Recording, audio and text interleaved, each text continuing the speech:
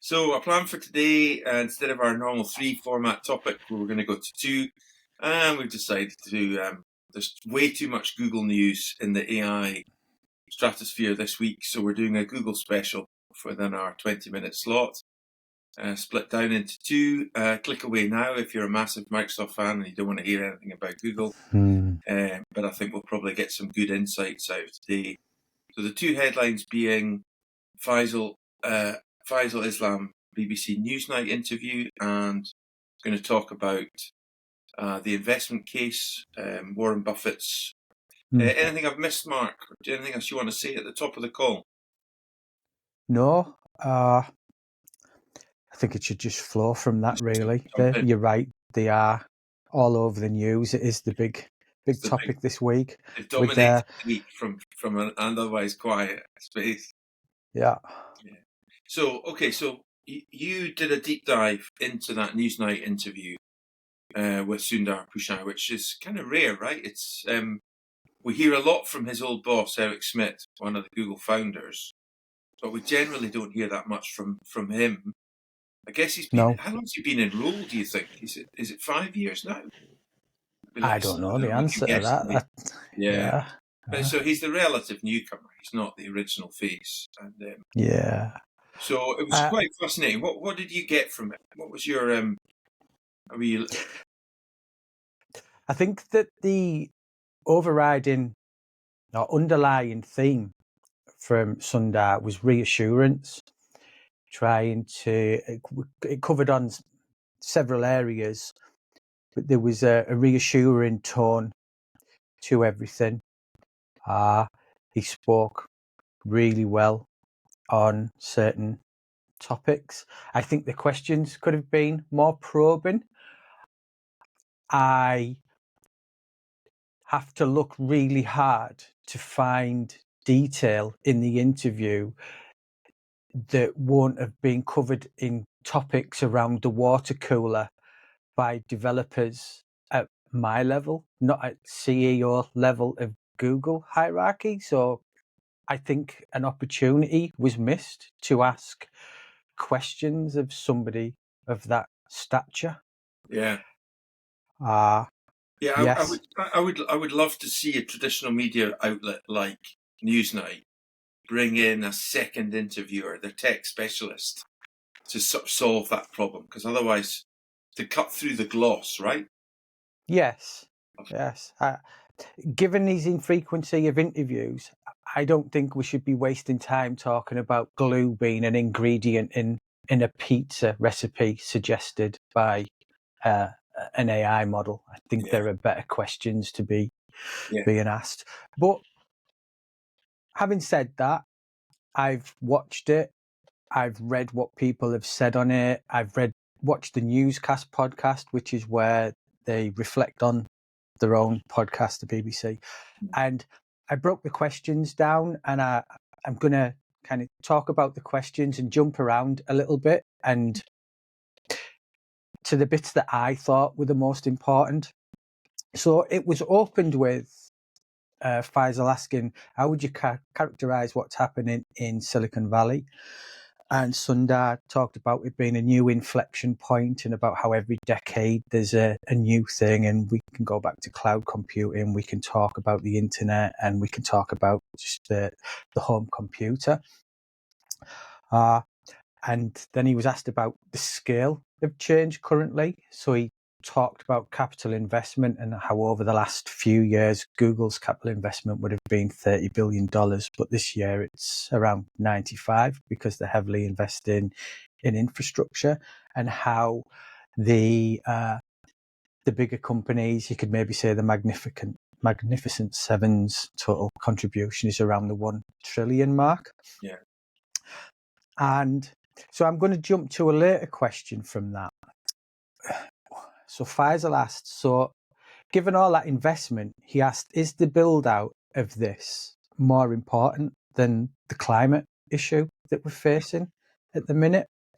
Because in terms of scale, one of the things that Sundar said was that over the next 2 years, we're going to build as much infrastructure as we did in the last 10 to 20 years. So given you're rushing like that to somebody as simplistic as me, it seems like maybe you need to cut corners to do that quickly.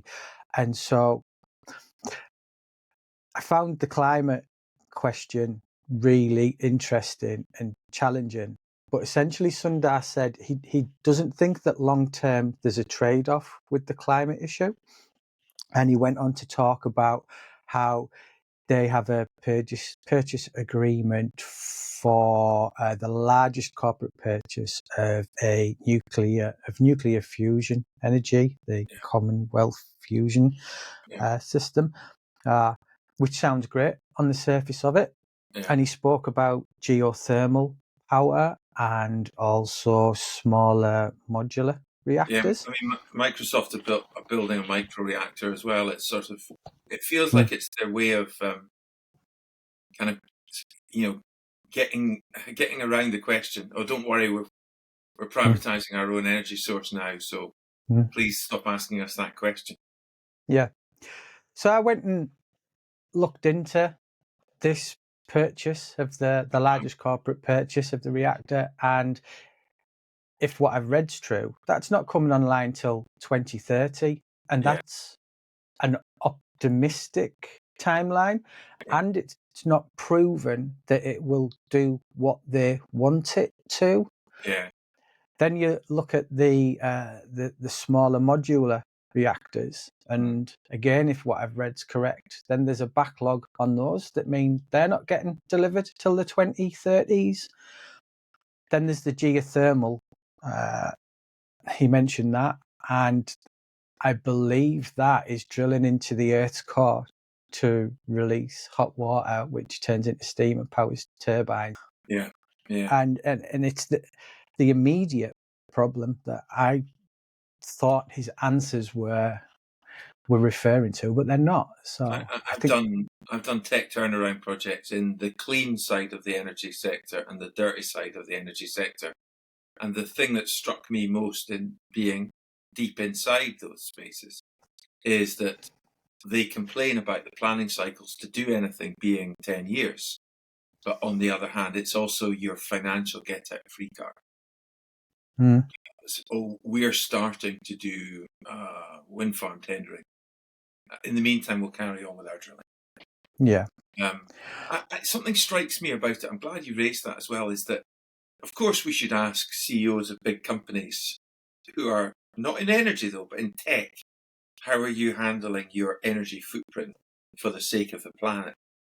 But it almost goes further for me, because it's this, we're asking the head of a company that cleaned up the internet search facility in the early 2000s about how they're solving the energy crisis. And I guess it is this magnificent problem, that Magnificent Seven problem. They are one of the dominant elements of probably all of our pension funds. There are a number of people they employ. They're holding up the stock market, being 40% of the S&P. So sort of unsurprisingly, society is saying, well, we're dependent on you guys. What are you going to do to solve our energy crisis? Whereas you sort of think 10 years ago, that would have been more a question to give to the CEO of Shell or BP, rather than the guys who did link popularity in search engine world. So it's almost surreal, isn't it? That I used to use Alta Vista and Yahoo as my search engine 25 plus years ago, and then Google came and we transitioned to Google. And if you'd have said to me back then, in 25 years' time, these guys are going to need to purchase nuclear reactors to power the tools that they're providing to you, it would have been it. You might have stuck with Alta Vista then, right? This is getting too dark. Yeah. A side effect is that's accelerating the investment and therefore the development of these new technologies. So he thinks that there'll be an alignment in the future that we move to the net zero technologies because we've been forced to build them to supply the demand for the AI. So that's the optimistic long-term vision that he presented. Yes, if you were his boss on the board of Google, is that the thing you would compliment him for most in terms of how he performed? But if I was his boss on Google, Scott, I wouldn't be on this podcast. I think I'd be on a yacht, maybe. I don't know. Island from the yacht. I did watch the interview. Because I think someone watching this podcast might have gone right. We've laid in a little bit to him in terms of, are you even the right person? Have we been fobbed off on the energy question? Did you fob off Faisal Islam on the energy question? Did you go overly corporate? I think that Faisal had an opportunity to ask, so when does this come online? When does this come online? When does this come online? And what are we doing in the meantime? Put in front of him. Yeah. It's a funny one. I mean, are you pro in the arms race between Silicon Valley traditionally in terms of the tech? Are you a pro Google guy, or have always been a bit weary? I mean, there's the Microsoft factions of old used to be really sort of powerful in terms of going for the latest operating system and standing in the queue. And I could never understand that, because I always felt that traditionally the quality of the technology wasn't that great on the Microsoft side. And Google tend to, I mean, remember Google Labs? They used to release just the amazing quality of testing and development, that even the stuff going in beta testing in Google Labs was always really good. So I'm proclaiming I am a Google fan, and sometimes I think they take more flack than they should when effectively their origin stories, they cleaned up an internet that was really spammy and hard to find quality stuff on. But I equally, I say I share your concerns that they're too big to still don't do evil. They're an unwieldy institution now that do need scrutiny. But your overall feeling on, are they likely to be one of the good guys in this societal transition, or are you uncomfortable? Where look at all the publicity on OpenAI. Sam Altman's directors going on and saying there are honesty issues with the man. Sam Altman is getting a rough ride right now, and it seems to have really flared up quite recently. You mentioned the tech water cooler earlier. Yeah. And in terms of the more probing stuff, closer to the work, let's say.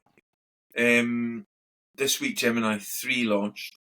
Gemini 2.5 was okay in the arms race between the AI researchers testing the various. I think I posted something to LinkedIn, which is the now 25 established benchmark tests for each model. And I think at the end of 2025, we can definitely celebrate that it used to just be some complex competition maths problems or some algorithmic calculations, which in reality doesn't have a lot to do with whether or not that model will then hallucinate and give some really bad advice to a teenager that's chatting to it, who's got depression, etc., etc. So Gemini 3 launching was an immediate explosion in the Twitter sphere and across the YouTubers. And I'll confess I've used it quite a lot this week, and I haven't had a complex. I haven't given it a particularly difficult prompt yet to have a wow moment to say, wow, that was way better than I would have got from Perplexity. But the benchmark reports look really good. And it was interesting because I've also seen some the publicity around. So Warren Buffett has officially now retired in his 90s, although he'll still be referred to as the Oracle of Omaha and the de facto. He hasn't left the company completely. But I'm just getting the right figure up.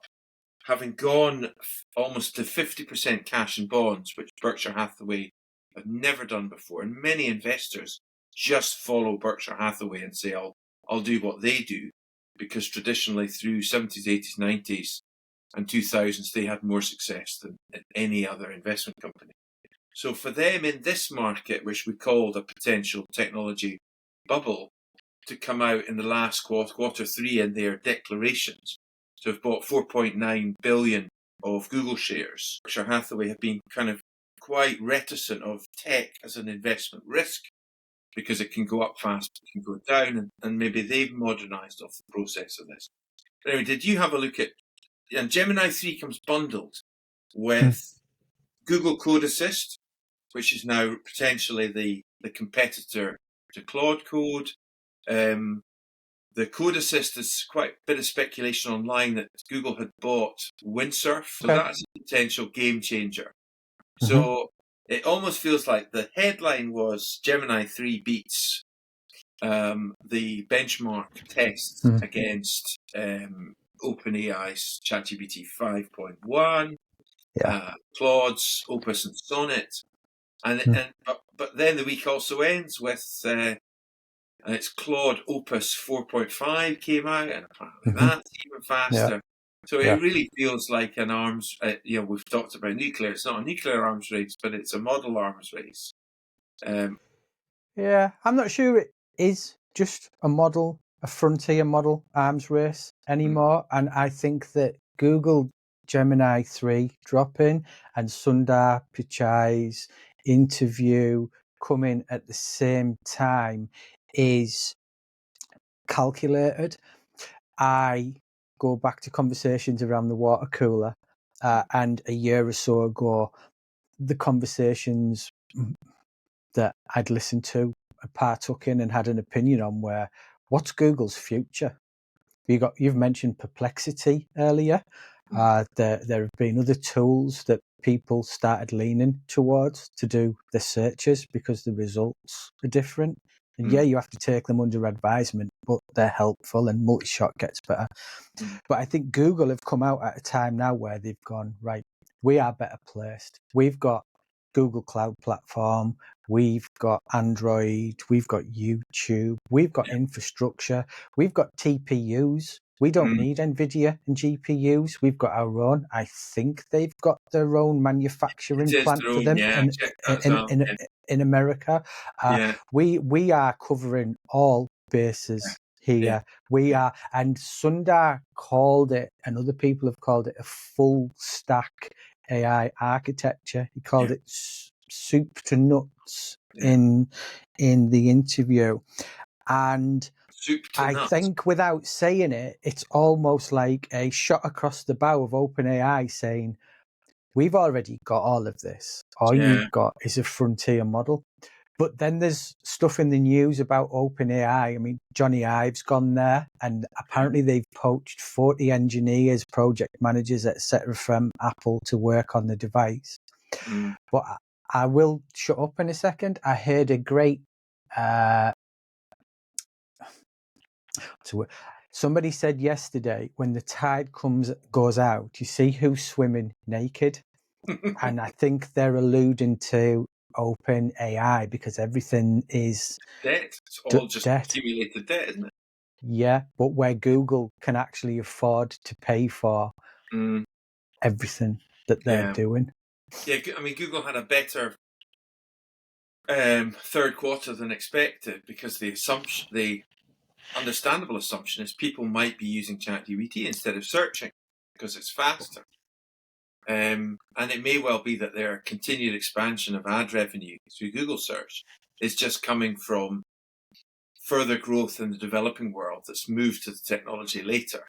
But yeah, you can't get away from the fact that the longer it takes for consumer-based profitability to come to the AI sector can only benefit Google over OpenAI. Yeah, because by that stage, OpenAI's debt might be into the trillions and contributing to a bubble as opposed to self-funded from a profitable business.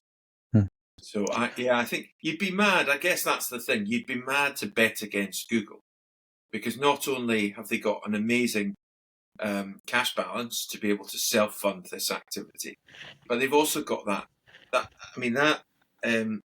didn't even mention Google AI Studio as the basis of almost, potentially validating for the entire AI space that that vibe coding is a real and credible part of the coding space. I don't know if this will trigger you as a coder, but that, you know, if it's inside the Google ecosystem and it ties into other APIs, into other Google services, it takes the concept of starting off a coding project with vibe coding and prompting out of the sphere of going, run a wild experiment with the Claude ecosystem, but in fact you're ready to deploy because you've already got hosting space available within Google Cloud. Yeah. Is that just psychological? Have I dreamed that up, or do you think that could actually have an impact in the coding world? Does Google's badge mean anything? The coding landscape is changing a lot. I'm a Microsoft tech stack guy, and I do things in Azure, and I think, do everything in Azure now that, well, no, not quite everything. You know, I've used Google for some stuff, and it's really good. I've trained models in Google. You can rent their TPUs and do stuff, which is really cool in the labs there. I've seen other people knock up what I will call tactical solutions using the tools available in the cloud platform that you've mentioned. But I think enterprise level applications, I'm still not convinced that you can productize a kind of software as a service, multi-tenant application with these tools. They can certainly accelerate the development and help you, but I think I'm more inclined to be looking at something like Cursor or Claude Code, is it? Claude Code, yeah. I didn't use that yet. I've played with it, but you had to install. It was a few leaps to get it working on Windows, but I believe they've got a new approach to using it now. Yeah, and you mentioned Claude's release, or the new Opus release earlier. Yeah, we've done some work in Claude Code, and it's we follow Ed Honor. A definite shout out to Ed Honor on Instagram, who's been a real promoter of Claude Code and said, you know, the latest release of Claude Code is not producing the level of stability and results that we've enjoyed before. Maybe there'll be a fix, but you never know how many Instagrammers are on the payroll, right? But yeah, I think he's a good egg in the space, but it's interesting to see how positive he's in Claude Code space. But yeah, maybe it's another arms race between Canva, Claude Assist, Claude Code, and whether or not that matters, it could be like the programming languages of old, right? It's, everything's ASP until it's PHP or Cold Fusion, or that's old. Right, sir. Well, we're coming up to 27 minutes now. Any final thoughts from you on is Google's role clear as an outright winner in this space, or what's the final thing you would leave our listeners with regard to our Google special and what their Google aren't going away. Sam Altman's bothered. Yeah, good point. It's probably a bad week for Sam Altman, right? However you look at it, and especially the way more users start to. You don't need to convince somebody to do a Google search in the same way you might have to convince somebody to try. Hey, have you tried another LLM model search with your prompt that you just put into ChatGPT? So there's not.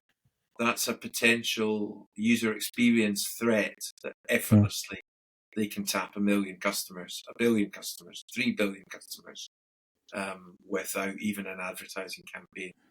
So, yeah, they're here to stay. I just hope that the new Google leadership maintains the don't do evil ethos, that through their growing pains, they found it difficult. You know, the dominance of page one on Google was always very clearly demarked, you know, all the way up until maybe 2017, 2018. It was very clear. These are the sponsored links. out to the side, a couple at the top, and this is our excellent link popularity based algorithm has said these are the best results for exactly what you were searching for. And those waters feel muddier. Yeah. I heard yesterday that they can do things like have the model say Bud Light instead of say beer.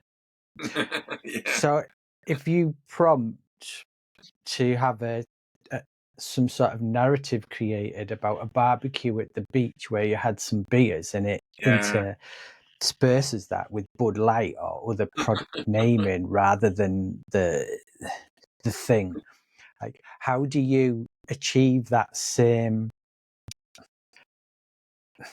illumination of this is an ad, this isn't the own other beers are available? How do you get that into that response? You lose all authenticity, apart from the fact it's Bud Light, right? But who wants that? You've instantly lost all authenticity that I believe this answer. Maybe that's this. I mean, you've raised such a good one at the end of the call, but is the answer to solving the hallucination problem that every time the agent model assesses potential hallucination, they simply replace the words with Bud Light. And therefore, Sundar can go back on Newsnight and say, I've done something about the hallucination risk and our profitability from AI investment. It's one to watch, right? But certainly, I guess the reason for this podcast special is that it's been an enormous week in the AI space where Google, previously quiet, has launched an awful lot of stuff and put a massive stake in the ground that's definitely threatening for OpenAI. It'll be interesting to see if Apple might take the next another week. They clearly are have not got deployment ready stuff with regard to Apple AI or Siri Plus or whatever it's going to then become. But we shall see if that comes around the corner as the next bus coming to the bus stop. Is there enough space in this market for all of these behemoths to be fighting against each other? I'm not sure. I read a headline yesterday that they're talking about early resignation perhaps next year of Tim Cook because he hasn't delivered on his AI promise. Yeah.